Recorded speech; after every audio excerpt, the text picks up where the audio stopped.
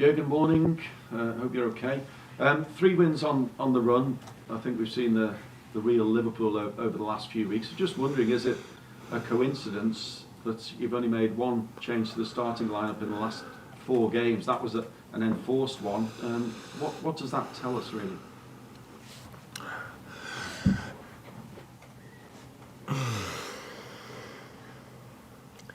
So a couple of things. We didn't change,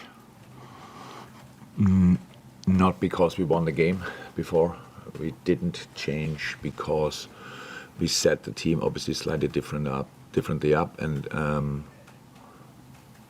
want to give the boys the chance to find some rhythm in that, to get used to it, to get used to different things. That's reason one. Number one. Number two is, I said the ticket into this team will always be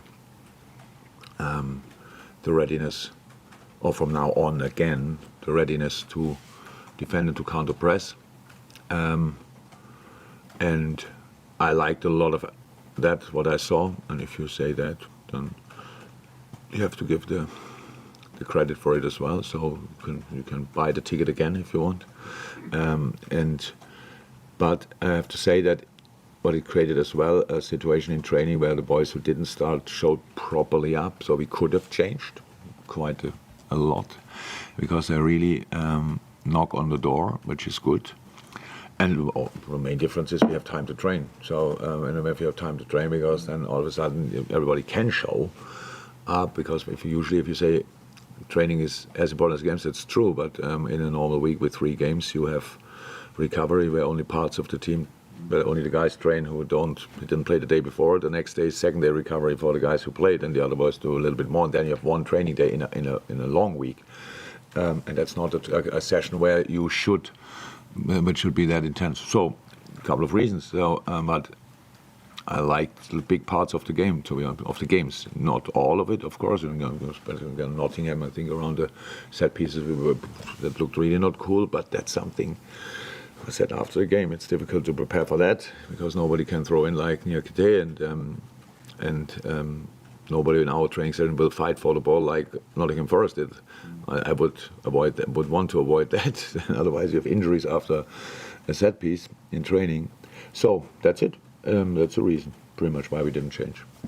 Okay, sure to turn around this weekend then. Liverpool have a great home record against Tottenham. I think it's only 1 defeat in the last 28 at Anfield. But what have you made of the goings-on at Tottenham in recent times with the change of manager? They certainly showed spirit and character against Manchester United to come from 2 down. Yeah, look, this is obviously a season where a lot of things were difficult for a lot of teams. We had our problems. Chelsea has their problems. Tottenham has their problems. So it's like, it's not cool for us, but it opens the door for other teams. So all of a sudden, it can look different. So Champions League spots are there to grasp for other teams, stuff like this. So that's it. But little mistakes during the season can cause massive problems, have big impact, can have a big impact. So, and I don't know at all anything about Tottenham in that department. But when you saw last night, the team they have is still absolutely exceptional. So what they could do, why it didn't work out, I have no idea. I will be prepared for the best possible Tottenham side. They were for some years, by some distance, the best counter-attacking team in Europe. So there were moments when you lost the ball. They only had to find Harry Kane, and the next moment Son was in a 1-1 situation with the goalie. So they had no clue how to defend that properly. The best way not to lose the ball. So that's one thing. They have brought in good players, really good players. So I expect them to be really good. And last night I watched the game, of course.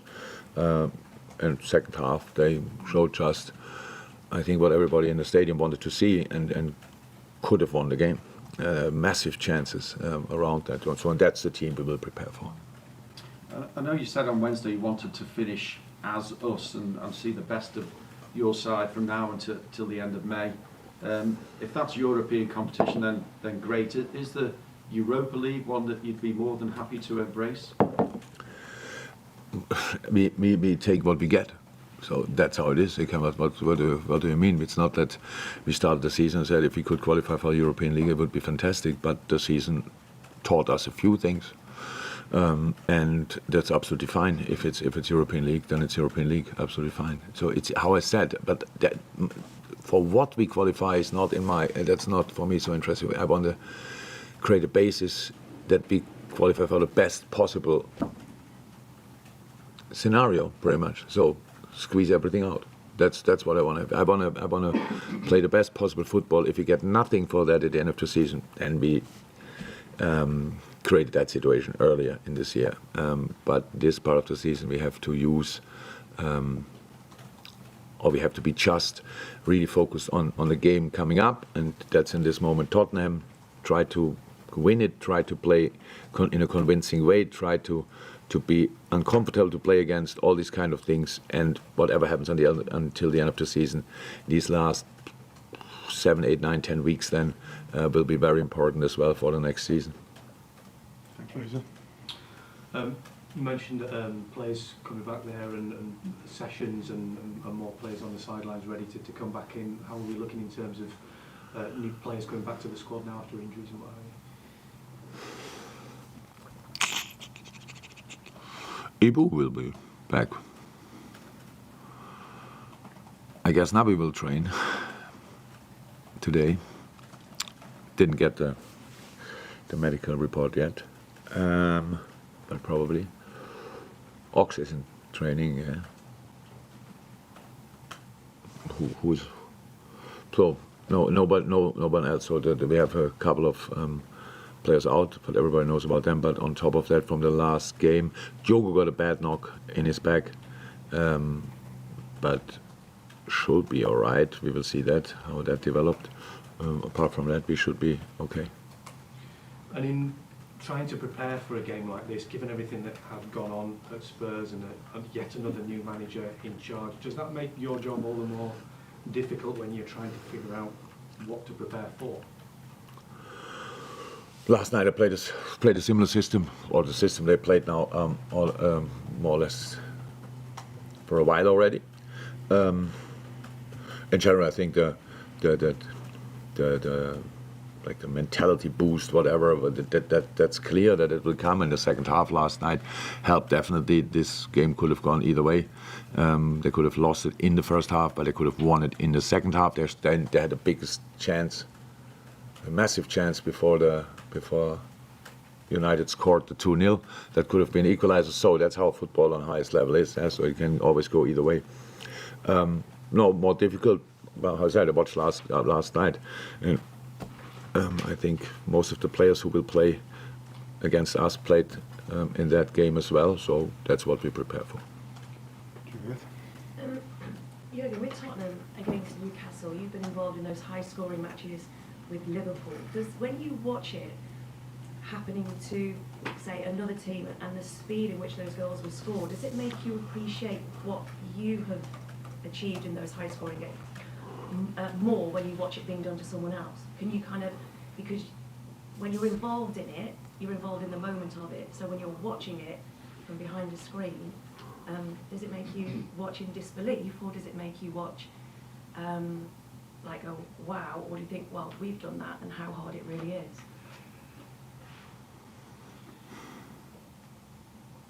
No idea. Honestly, it's like sometimes I enjoy football. I enjoy watching us from time to time. But I think back and think, oh my God, that's what we did. That doesn't happen really. I'm too much in the moment. Maybe a bit of a shame, to be honest. But I always thought I will have time for these kind of things after my career.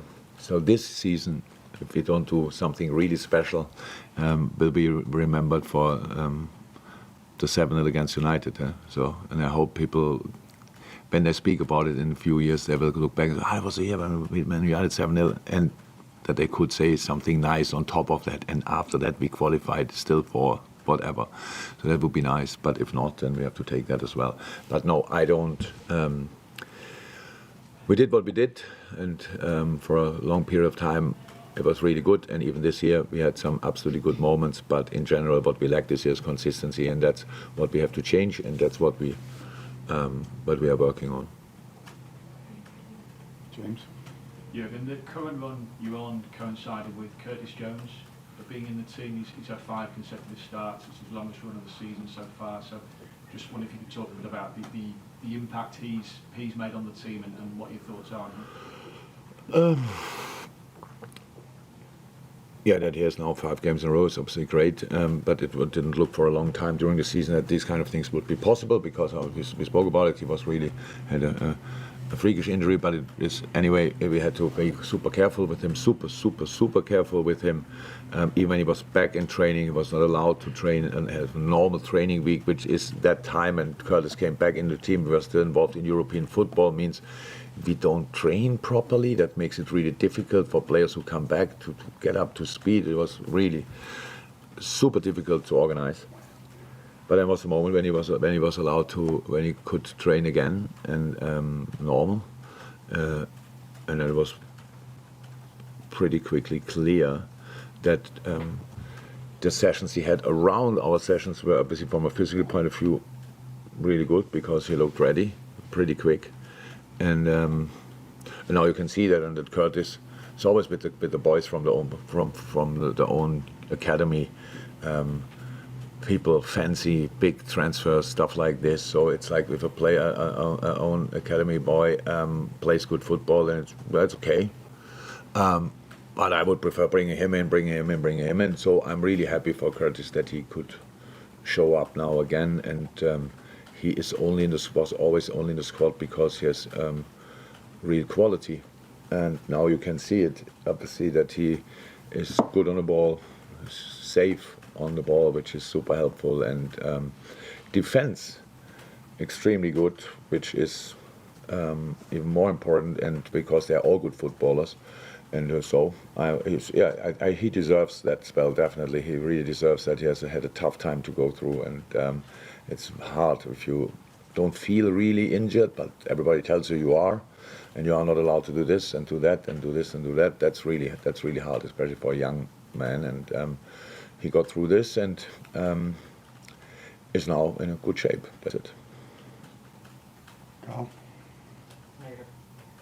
In a season of ups and downs, how satisfying and reassuring is it, the level of consistency you now seem to get? It's for me too early to speak about consistency.